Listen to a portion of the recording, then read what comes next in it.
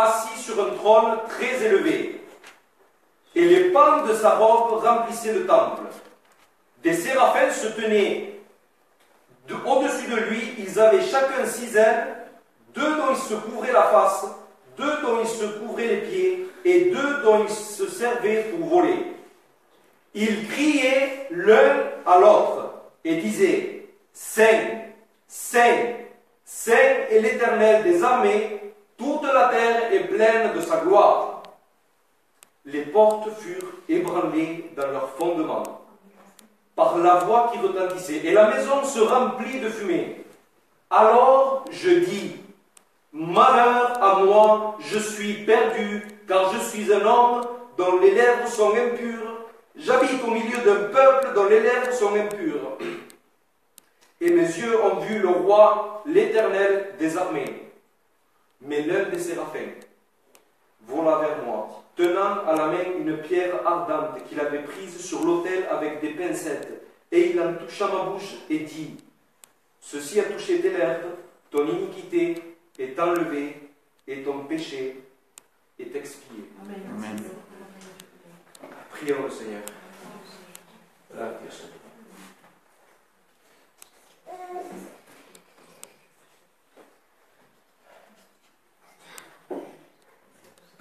C'est avec révérence, Seigneur, que nous nous approchons de toi.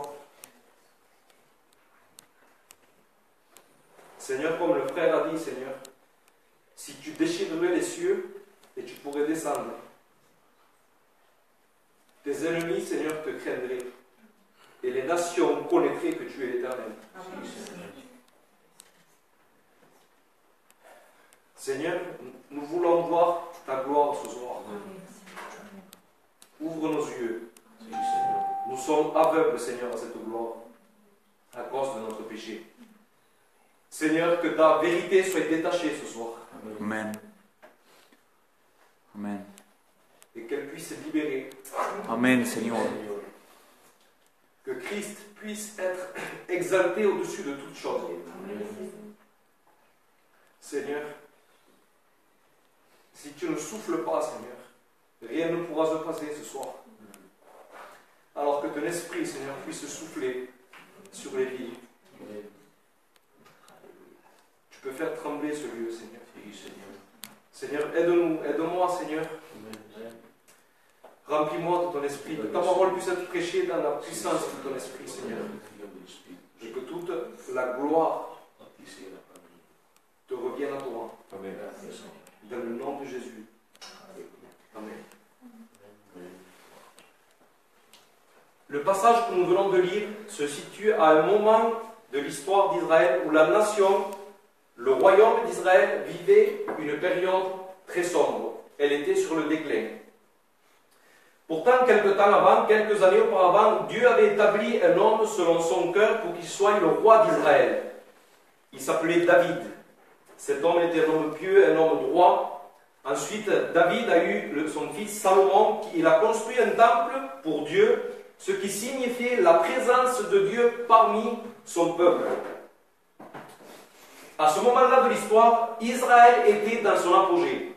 Ils avaient un roi, ils avaient des terres, ils avaient une nation. La présence de Dieu était parmi eux et Dieu les bénissait. Dieu avait accompli la promesse qu'il avait promise à Abraham. Mais cela, jusqu'à ce que la réalité du péché dans le cœur de l'homme vienne petit à petit tout détruire. Salomon commença à se détourner de Dieu et à partir de ce moment-là, les rois qui lui succédèrent s'enfoncèrent de plus en plus dans le péché et l'idolâtrie, en entraînant le peuple avec eux dans le péché, de manière que cela enflamma la colère de Dieu et son jugement était imminent. Et c'est dans ce contexte-là que Dieu va envoyer un prophète qui s'appelle le prophète Ésaïe pour annoncer le jugement à venir et à appeler Israël à la repentance. Et il va dire ces paroles dans Ésaïe 1, versets 2 à 5. Cieux, écoutez, terre, prêtez l'oreille, car l'Éternel parle. J'ai nourri et élevé des enfants, mais ils se sont révoltés contre moi. Le bœuf connaît son possesseur et l'âne la crèche de son maître, et Israël ne connaît rien. Mon peuple n'a point d'intelligence. Malheur à la nation pécheresse, au peuple chargé d'iniquité, à la race des méchants, aux enfants corrompus. Ils ont abandonné l'Éternel, ils ont méprisé le Saint d'Israël. Ils se sont retirés en arrière. Quel châtiment nouveau vous infligez quand vous multipliez vos révoltes? La tête entière est malade et le cœur est souffrant. Et le texte que nous venons de lire en introduction se passe l'année de la mort du roi Osias. Osias fut un des rois qui succéda à Salomon. Osias fut roi durant 52 ans sur le royaume du sud, sur la terre de Juda. Il avait 16 ans quand il fut investi de la royauté et il commença plutôt bien son règne. Mais à cause de son orgueil, lui aussi finit par se rebeller contre Dieu. Et il sera atteint d'une lèpre de laquelle il mourra. Lorsque Osias mourut, malgré la honte des dernières années de sa vie, la nation le pleura. Imaginez 52 ans, un même roi sur une nation, le temps que ça fait. Apparemment, Ésaïe était allé au temple cherchant consolation dans ce temps d'angoisse personnelle et nationale. Et peut-être ces paroles résonnaient dans sa tête. Dieu ne tiendrait-il pas ses promesses? Il nous a promis un royaume avec sa bénédiction et sa spéciale présence et sa spéciale bénédiction.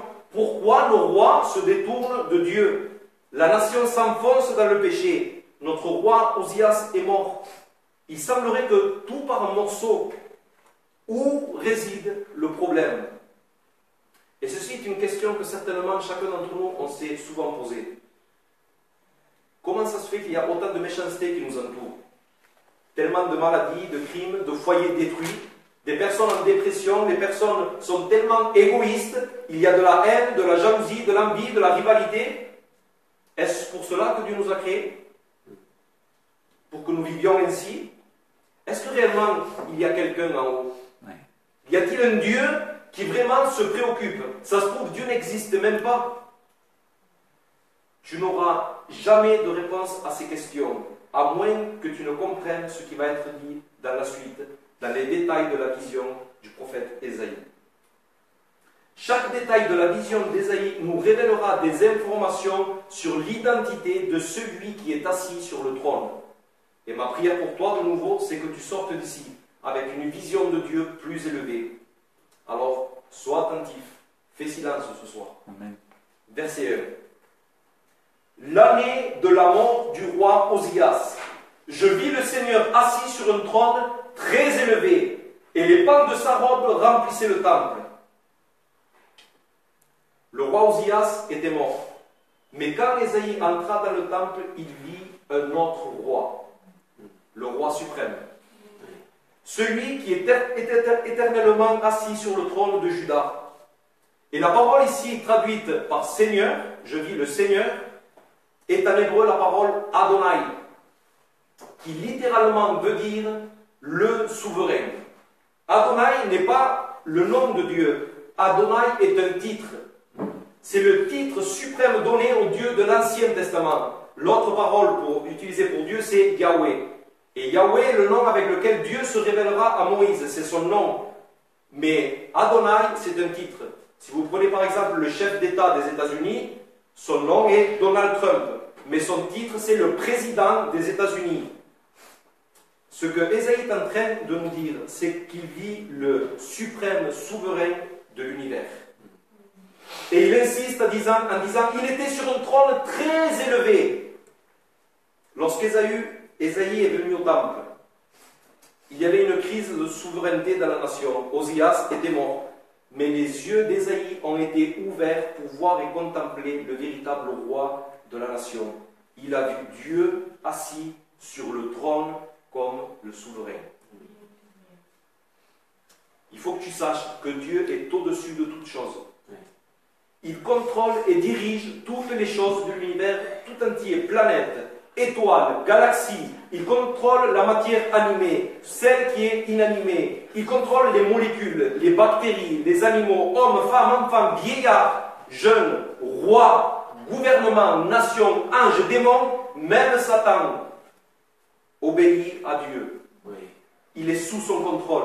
Il n'y a pas une seule particule de cet univers, de cette création, qui ne soit au contrôle et sous le gouvernement de notre suprême Dieu, roi souverain. Amen. Quelques versets de la parole de Dieu pour montrer sa souveraineté. Daniel 4, 34, 35. C'est un roi qui parle. J'ai béni le Très-Haut, j'ai loué et glorifié celui qui vit éternellement, celui dont la domination est une domination éternelle et dont le règne subsiste de génération en génération. Tous les habitants de la terre ne sont à ses yeux que néant. Il agit comme il lui plaît avec l'armée des cieux et avec les habitants de la terre. Il n'y a personne qui résiste à sa main et qui lui dise « Que fais-tu » Proverbe 21, 1. Le cœur du roi est un courant d'eau dans la main de l'Éternel. Il l'incline où il veut, partout où il veut. 1 Samuel 2, 6 à 8. L'Éternel fait mourir et fait vivre.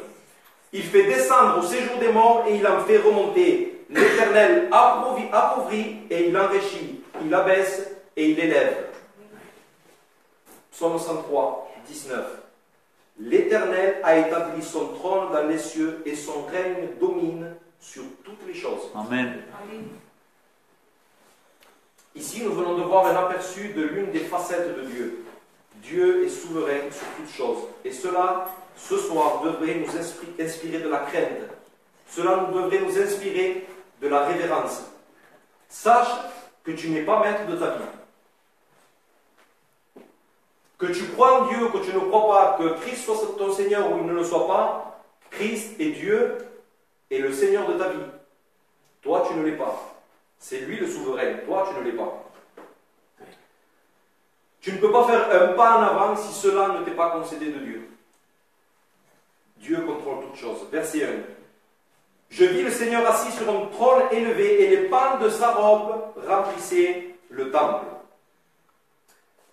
Les pans de sa robe nous parlent de la majesté de Dieu, de sa royauté.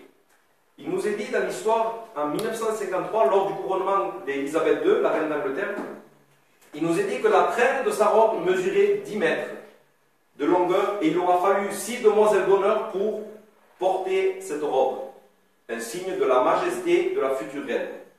Ici, le texte nous dit littéralement en hébreu que le rebord de la robe du Seigneur remplissait le temple. Il n'y a pas de monarque, il n'y a pas de roi qui puisse se comparer à notre Dieu. Amen. Dieu est au-dessus de toutes choses. Psaume 8, 1. Éternel, notre Seigneur, que ton nom est magnifique sur toute la terre. Ta majesté s'élève au-dessus des cieux. Psaume 93. L'Éternel règne, il est revêtu de majesté. L'Éternel est revêtu, il est saint de force. Aussi le monde est ferme et il ne chancelle pas. Amen. Continuons avec notre texte. Verset 2. Des séraphins se tenaient au-dessus de lui, et ils avaient chacun 6 ailes, 2 dont ils se couvraient la face, 2 dont ils se couvraient les pieds, et 2 dont ils se servaient pour voler. Les séraphins sont des créatures angéliques, et selon l'enseignement de la Bible, il semblerait que ces séraphins ont été créés de manière à être dans la présence immédiate de Dieu. Ce sont les créatures angéliques les plus proches du trône. Quel privilège, non? Quelle position, quel rang, quel honneur. Mais malgré leur position si élevée et si proche de Dieu, 2 de leurs ailes servaient à couvrir et servent à couvrir leurs yeux afin qu'ils ne voient pas de façon directe la face de Dieu. Le rayonnement et l'éclat de la gloire de Dieu est sans égal. Le scintillement de sa gloire est d'une fulgurance, d'une intensité, d'une splendeur, d'une magnificence, d'une beauté telle que même pour des séraphins glorieux, cela est insoutenable. Ils doivent se rendre, ils doivent s'humilier. Et comme Moïse, quand il s'est approché du buisson, il se couvre les pieds. Ce sont des créatures. Ils sont devant le Créateur, ils sont en terre sacrée, ils sont en terre sainte. Ils sont devant le roi des rois. Amen. Imaginez ces séraphins face à cette gloire insoutenable, cette gloire qui rayonne sur eux. Ils ont du mal à se contenir. D'ailleurs, le mot séraphin veut dire ardent, veut dire brûlant. Ces séraphins ne peuvent contenir l'adoration qu'il y a en eux. Oui. Et ils doivent choisir une louange pour cette gloire magnifique qui est devant eux. Et quelle est l'adoration qu'ils vont choisir? Une louange volcanique va sortir de leur cœur, atomique, et ils commencent à crier d'une voix puissante. Saint, Saint, Saint est l'Éternel des armées, toute la terre est pleine de sa gloire. Amen. Tu n'as même pas idée, je n'ai même pas idée de la portée, de la signification de ces paroles. Tu ne sais pas combien on est petit face à la sainteté de Dieu. Nous allons essayer de voir un peu plus clair, mais je te le dis d'avance, on ne fera que patauger dans le bord de l'océan de la gloire de Dieu. On a l'habitude de définir le mot saint comme pureté, étant sans tache, totalement parfait, immaculé dans chaque détail. Et cela est vrai, c'est une définition de la parole saint, mais cela est seulement sa signification seconde. La signification première est séparé. Cela veut dire couper et séparer. Mais la sainteté de Dieu signifie plus que Dieu est séparé. La sainteté est aussi transcendance. La transcendance veut dire qu'il s'élève au-dessus des limites. Amen. Lorsque nous parlons que Dieu est transcendant, nous parlons de l'infinie distance qui le sépare de toute autre créature. Dieu n'est pas de notre classe. Dieu n'est pas de notre catégorie. Dieu est séparé. Il est hors catégorie. Dieu est saint. Il surpasse toute classification que tu peux te faire de lui. Il est unique en son genre. Et pour quelle raison? À cause de sa valeur infinie. Il s'élève au-dessus de toute chose. Dieu est saint. Amen. Et cela ne s'arrête pas là. La répétition de mots dans le langage juif était une méthode pour emphasiser les choses importantes. Et mentionner une chose 3 fois de suite, c'était l'élever au grade d'importance le plus haut. Aucun des autres attributs de Dieu n'est mentionné avec un tel grade d'importance dans les Écritures.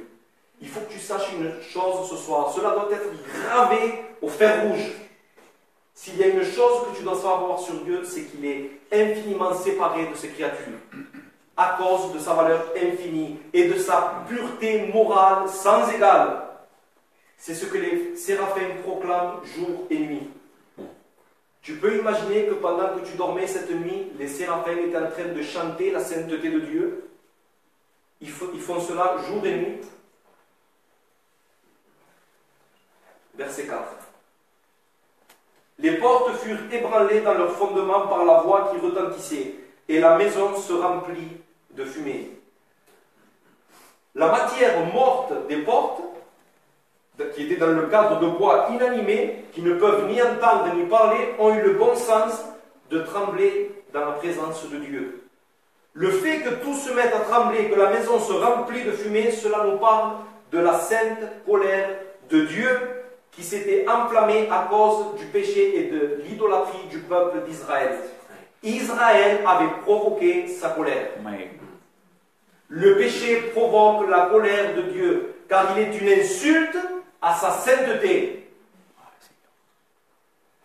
Le prophète qui est contemporain d'Ésaïe, qui est Michée, dira ces mots. Regardez, écoutez bien ce qu'il dit. Michée 1, verset 2, 1 à 2. Écoutez-vous tous, peuple, sois attentifs, terre, et ceux qui est en toi. Que le Seigneur l'Éternel soit témoin contre vous, le Seigneur qui est dans le palais de sa sainteté, car voici l'Éternel sort de sa demeure. Il descend, il marche sur les hauteurs de la terre. Sous lui, les montagnes se fondent, les vallées s'entr'ouvrent, comme la cire devant le feu, comme l'eau qui s'écoule sur une pente, et tout cela à cause du crime de Jacob, à cause des péchés de la maison d'Israël. Tu dois savoir quelque chose que la Bible dit à ton sujet. À cause de la gloire de la sainteté de Dieu, ton péché a provoqué un incendie de sainte et juste colère contre toi. Un ouragan de colère est réservé pour toutes les créatures qui ont osé s'attaquer à ce Dieu saint, en déshonorant sa sainte personne, en vivant une vie de péché, en lui tournant le dos. Et tu sais que le plus grand jugement sera pour ceux qui ont entendu l'évangile et qui l'ont méprisé. Écoutez ce que dira Hébreux 10, verset 26. Car si nous péchons volontairement après avoir reçu la connaissance de la vérité, il ne reste plus de sacrifice pour les péchés, mais une attente terrible du jugement et l'ardeur d'un feu qui dévorera les rebelles. Verset 29. De quel pire châtiment pensez-vous que sera jugé digne celui qui aura foulé aux pieds le Fils de Dieu, qui aura tenu pour profane le sang de l'alliance par lequel il a été sanctifié et qui aura outragé l'esprit de la grâce. Verset 31. C'est une chose terrible que de tomber entre les mains du Dieu vivant. Il faut que tu saches qu'un jour de colère arrive. Dieu ne peut pas tolérer le péché. Il serait injuste s'il tolérerait le péché. Et un jour terrible arrive. Regardez ce que dira Ésaïe 13 de ce jour-là. Verset 9. Voici le jour de l'Éternel arrive. Ce soir, ces paroles, certainement, tu ne nous as jamais écoutées. Écoute attentivement. Jour cruel, jour de colère et d'ardente fureur, qui réduira la terre en solitude et en exterminera les pécheurs. Je punirai le monde pour sa malice et les méchants pour leurs iniquités. Je ferai cesser l'orgueil des hautains et j'abattrai l'arrogance des tyrans. Je rendrai les hommes plus rares que l'or fin. Je les rendrai plus rares que l'or d'Ophir. C'est pourquoi j'ébranlerai les cieux et la terre sera secouée sur sa base par la colère de l'Éternel des armées au jour de son ardente fureur. Par amour de ton âme, s'il te plaît, ne sois pas hautain envers Dieu. Ne lui résiste pas. S'il y a une seule personne que tu dois craindre dans cet univers, c'est Dieu.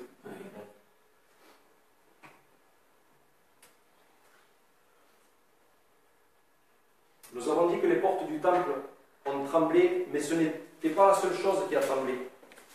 Le plus qui trembla dans cet édifice fut le corps d'Ésaïe. Lorsqu'il vit le Dieu vivant, le monarque régnant sur tout l'univers, déployant devant ses yeux dans toute sa sainteté, Ésaïe s'exclama, verset 5. Alors je dis, malheur à moi, je suis perdu, car je suis un homme dont les lèvres sont impures. J'habite au milieu d'un peuple dont les lèvres sont impures, et mes yeux ont vu le roi, l'Éternel des armées.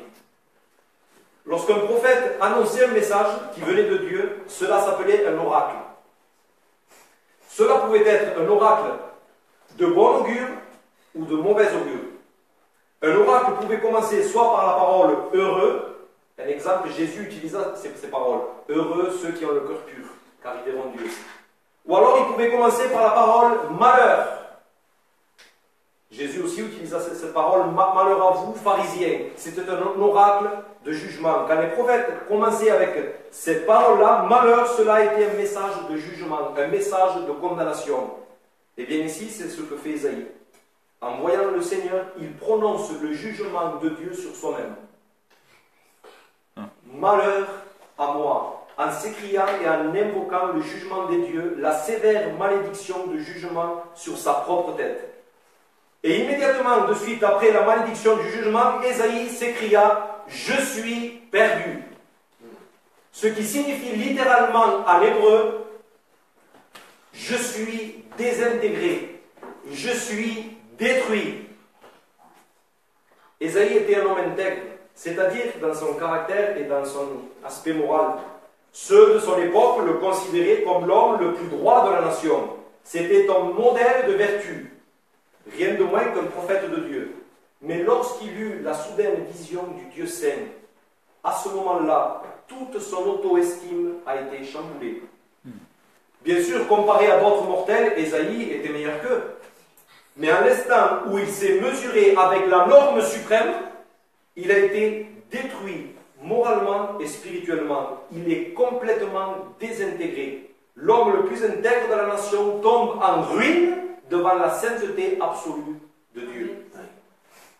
Et que dira ensuite Ésaïe? Malheur à moi, car je suis un homme dont les lèvres sont impures. Et j'habite au milieu d'un peuple qui ont les lèvres impures. Pourquoi Ésaïe parle de ses lèvres?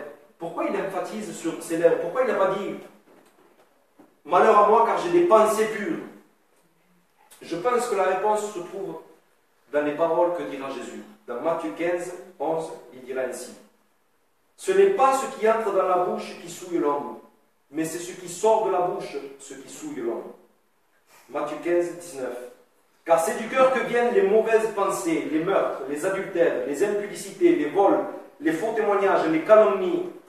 L'homme bon, Luc 6, 45, l'homme bon tire de bonnes choses du bon trésor de son cœur, et le méchant tire de mauvaises choses de son mauvais trésor, car c'est de l'abondance du cœur que la bouche parle. À ce moment-là, Ésaïe a une compréhension nouvelle et radicale du péché. Il a pu constater que la corruption du péché était dans son propre cœur et dans le cœur du peuple. Ésaïe a vu la sainteté de Dieu et pour la première fois de sa vie, il a compris qui était Dieu. Mais à la fois, pour la première fois de sa vie, il a compris qui était Ésaïe. Et cela est valable pour toi aussi. Jusqu'à ce que tu ne comprennes vraiment pas qui est Dieu, tu ne pourras pas comprendre qui tu es réellement. C'est à la lumière de sa sainteté que tu comprendras dans quelles profondes ténèbres tu te trouves. Maintenant, oui, Ésaïe commence à avoir des réponses à ces questions. Qu'est-ce qui se passe autour de moi? Pourquoi nos rois se comportent ainsi? Pourquoi le peuple se détourne-t-il comme cela? Le problème ne peut être résolu en essayant de s'améliorer, en essayant de se conformer à certaines règles, en tentant d'observer et de garder la loi de Dieu, en essayant de bien se comporter. Le problème n'est pas extérieur, le problème est intérieur. L'homme est ruiné et mort dans son péché, étant incapable dans son état naturel de s'approcher de Dieu. Ce soir, tu dois le comprendre. Tu ne peux pas te sauver toi-même en essayant d'arranger ta vie. Si tu regroupais toute ta piété, toute ta religion, les années que ça fait que tu vas à l'église, toutes tes vertus, tes bonnes œuvres, ta connaissance de la Bible, ta famille qui est chrétienne, tout ce que tu penses être bon dans ta vie, tout cela part en lambeaux, en cendres devant la dévorante sainteté de Dieu. Ésaïe 64, 5 dira « Nous sommes tous comme des impurs, et toute notre justice est comme un vêtement souillé. Nous sommes tous flétris comme une feuille, et nos crimes nous emportent comme le vent. » Cela veut dire que ta propre justice est répugnante aux yeux de Dieu. Tu es une personne inadmissible dans sa sainte présence. Si Ésaïe s'est trouvé désintégré devant la sainteté de Dieu, est-ce que tu penses que tu peux être mieux qu'Ésaïe? Tu es ruiné par ton péché. Tu es mort dans ton péché, tu es privé de la gloire de Dieu. Ésaïe avait compris trois choses. Premièrement, qu'il mérite la sévère malédiction et jugement de Dieu. Numéro 2, que sa justice, sa piété partaient en lambeaux devant la norme absolue de sainteté. Et troisièmement, il a compris que la corruption du péché était tellement enracinée dans son cœur et celle du peuple qu'il n'avait aucune capacité pour se sauver. Il n'avait aucune espérance. Et ici peut résonner une question. N'y a-t-il plus d'espérance? N'y a-t-il pas d'espérance? Amen. Versets 6 à 7. Mais l'un des séraphins vola vers moi, tenant à la main une pierre ardente qu'il avait prise sur l'autel avec des pincettes. Et il en toucha ma bouche et dit, ceci a touché tes lèvres, ton iniquité est enlevée et ton péché est expié. Ici, nous pouvons remarquer une chose, c'est que pendant qu'Ésaïe pleurait sur son péché, et que toutes les fibres nerveuses de son corps tremblaient en essayant d'échapper au regard de celui qui est assis sur le trône, dans sa tête d'Ésaïe résonnaient sûrement ces mots, condamnation, condamnation, condamnation. À ce moment-là, Dieu envoie un séraphin pour aller vers lui. Ésaïe, lui, est tétanisé, incapable de s'approcher de Dieu, il est paralysé devant cette sainteté, devant cette majesté, mais Dieu prend l'initiative. Dieu vient le premier. La seule et unique espérance que l'homme a se trouve dans les torrents de miséricorde qui jaillissent du cœur de celui qui est assis sur le trône. L'unique espérance se trouve en lui, elle ne se trouve pas en toi. Le texte nous dit que le séraphin vola vers Ésaïe, tenant une pierre ardente qu'il avait prise sur l'autel avec des pincettes. Nous ne devons pas oublier que cette scène se déroule dans le temple. là où on offrait des sacrifices d'expiation pour le peuple. Les animaux étaient égorgés et ensuite consumés par le feu sur l'autel des holocaustes. Et apparemment ici, un animal venait d'être sacrifié et consumé par le feu de l'autel car la pierre était encore ardente. Combien il aurait été tragique pour Ésaïe qu'il y ait un trône, mais qu'il n'y ait pas d'autel. Qu'il y ait un Dieu infiniment saint, mais pas de sacrifice pour le péché. Pas de substitut. Aucune personne qui puisse prendre notre place. C'est sur cette toile de fond obscure de notre péché et de notre condamnation que la bonne nouvelle de l'Évangile brille dans toute sa gloire. Amen. Amen. Ésaïe avait une espérance. Cette espérance découlait de l'amour éternel de Dieu. Dieu va prendre l'initiative. C'est Ésaïe lui-même qui prophétisera la venue d'Emmanuel. Ésaïe 7, 14. C'est pourquoi le Seigneur lui-même vous donnera un signe. C'est Dieu qui intervient. Voici la jeune fille deviendra enceinte, elle enfantera un fils et elle lui donnera le nom d'Emmanuel, qui signifie Dieu avec nous. Ésaïe 9,6 dira, car un enfant nous est né, un fils nous est donné, et la domination reposera sur son épaule. On l'appellera admirable, conseiller, Dieu puissant, Père éternel, prince de la paix. Celle-ci est l'unique espérance. Car l'homme est mort dans son péché, incapable, impotent à toute justice. Tu ne peux rien faire. Mais voilà que Dieu a fait quelque chose. Dieu a fait quelque chose. Pendant que toi tu es paralysé devant cette sainteté, devant la justice de Dieu, écoute ce que Dieu dira. Romains 5, verset 6. Car lorsque nous étions encore sans force, Christ, au temps marqué, est mort pour des impies. C'est lorsque tu es sans force, que tu es ruiné, de même qu'Ésaïe, que tu te trouves impotent, impossible à toute justice de pouvoir t'approcher de Dieu. Alors, il faut que tu saches que si tu te trouves, et si tu comprends que tu es dans cet état-là, Christ est mort pour toi. Je voudrais maintenant te parler de ta seule espérance que tu as. Je voudrais qu'on fasse ensemble un bond en arrière de 2000 ans. C'est un jour particulier. C'est le jour le plus important de l'histoire de l'humanité. Nous sommes à Jérusalem. Plus exactement, nous sommes hors de la porte. Il est midi. Et nous sommes en face de cette colline, Golgotha. Et là, cloué entre ciel et terre, comme un malfaiteur, comme étant l'un d'entre nous, le Fils de Dieu élevé sur la croix. Marc 15, 33. La 6e heure étant venue, il y eut des ténèbres sur toute la terre jusqu'à la 9e heure. Une heure très obscure pour le Fils de Dieu. Et à la 9e heure, Jésus s'écria d'une voix forte, Eloi, Eloi, lama sabachthani, ce qui signifie mon Dieu, pourquoi m'as-tu abandonné? À ce moment-là, le Père chargeait les péchés de son peuple et la malédiction sur les épaules du Fils de Dieu. Le Père abandonne le Fils. Et là, tel un volcan qui commence à se déchaîner, toute l'étendue de la colère de Dieu commence à bouillonner. Et comme le feu venait de consumer l'animal sur l'autel de la vision d'Ésaïe, le feu dévorant de la colère de Dieu a commencé à frapper le Fils de plein fouet. Le Fils de Dieu qui a été fait malédiction. Et durant 3 heures, il y eut des ténèbres sur toute la terre. Et vague après vague, Christ reçoit sur lui le châtiment qui nous donne la paix. Mais Dieu le Père est en train de briser son Fils par la souffrance.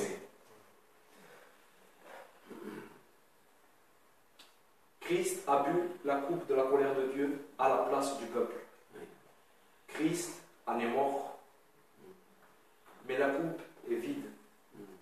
Christ a satisfait pleinement la sainteté et justice de Dieu. Et le Père a agréé ce sacrifice. Amen. De manière qu'il a puissamment ressuscité d'entre les morts. Amen. Philippiens 2,9. C'est pourquoi aussi Dieu l'a souverainement élevé et lui a donné le nom qui est au-dessus de tout nom, afin qu'au nom de Jésus, tout genou fléchisse dans les cieux, sur la terre et sous la terre, et que toute langue confesse que Jésus-Christ est Seigneur à la gloire de Dieu le Père. Amen. C'est seulement dans la base de ce sacrifice, en ayant confiance uniquement dans ce sacrifice, qu'une personne peut être pardonnée de tous ses péchés et être revêtue de la justice parfaite de Christ. Amen. Le dernier verset, verset 7. Et il en toucha la bouche et dit, ceci a touché tes lèvres, ton iniquité est enlevée et ton péché est expié. Tu dois être purifié par le sang de Christ. Amen. Ton cœur doit être purifié.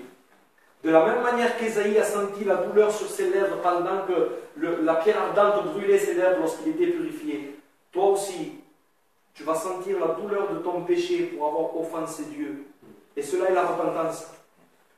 Mais quand tu vas courir à Christ par la foi, ayant une pleine confiance en lui, sachant qu'il est puissant pour te sauver, alors tu expérimenteras la gloire du pardon, la paix avec Dieu, tu seras réconcilié avec Dieu. Et je vais conclure. Si Christ n'est pas glorieux encore à tes yeux, je vais te dire une dernière chose. Tu te souviens de ce qu'on a dit au début?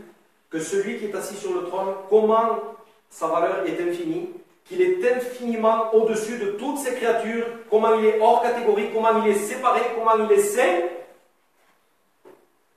L'apôtre Jean, dans son évangile, nous dit que dans ce passage spécifique que nous venons d'étudier, Ésaïe 6, que celui qu'Ésaïe a vu assis sur le trône dans toute sa gloire, c'était Christ. Amen. Celui qui est assis sur le trône, c'est Christ. Cela signifie que celui qui est assis sur le trône est le même qui s'est fait malédiction pour le peuple. Imagine-toi de cette position si élevée, au-dessus de toute chose, les séraphins ne peuvent se contenir devant lui. Littéralement, il est descendu de son trône. Nous étant des ennemis, en rébellion contre lui, nous avons piétiné sa gloire. Il est venu nous chercher. Amen. Quelle condescendance, quel amour, quelle gloire, quelle humilité. Tu dois savoir que le sacrifice de Christ a une valeur infinie à cause de la valeur du Fils de Dieu. Ce soir, Christ peut être pour toi ce puissant sauveur. Amen. Si tu vas à lui, il peut te sauver. Mais si tu ne vas pas à Christ ce soir pour être sauvé, il arrivera un jour, toi aussi, de même qu'Ésaïe, tu seras en présence devant celui qui est assis sur le trône. Mais ce jour-là, il y aura un trône, mais il n'y aura pas de sacrifice. Il y aura un Dieu saint et juste. Il n'y aura pas d'autel pour l'Holocauste. Il n'y aura plus d'espérance pour toi. Sache que tu seras jugé devant le grand trône blanc. Ce trône est sans tache, sans aucune imperfection. Il n'est pas corrompu. Aucune négociation pourra se faire avec toi. Oui. Tu seras jugé par le caractère moral et spirituellement pur, ardent, saint de Dieu. Tu ne pourras pas échapper. Alors ce soir, viens à Christ. Amen. Place ta confiance en lui. Il peut pardonner tous tes péchés. Amen. Prions le Seigneur. Amen. Père, nous voulons te rendre grâce, Seigneur, pour ta parole. Quelle gloire, Seigneur, que tu es venu nous chercher. Comment nous aurions pu faire, Seigneur, face à ta gloire, Seigneur. Seigneur, nous avons piétiné ta gloire. Et tu nous as aimés d'un amour éternel. Amen. Merci pour le don de ton Fils. Amen. Merci pour Emmanuel. Alléluia. Nous voulons louer son nom. Amen. Nous nous inclinons devant sa majesté. Grazie. Qui est digne dans le ciel d'ouvrir les sceaux? L'agneau de Dieu qui a été immolé. Amen. À lui soit la gloire, l'honneur, la louange, la puissance, l'adoration, l'exaltation au siècle des siècles. Seigneur, bénis ta parole. Seigneur. Amen. Amen. Seigneur, ouvre les yeux, Seigneur, des cœurs ce soir. Amen. Que ce soir ils aient pu voir le roi qui est assis sur le trône. Et qu'ils puissent avoir vu cette croix, la seule et unique espérance, Seigneur. Que ton esprit puisse révéler la croix ce soir. Seigneur, qu'il puisse venir des ténèbres à la lumière. Seigneur, sauve, Seigneur. Seigneur, pour l'amour de ton nom, pour ta gloire, pour que ton nom puisse être sanctifié dans ces cœurs-ci. Seigneur, merci pour toutes choses. Dans le nom de Jésus. Amen. Amen.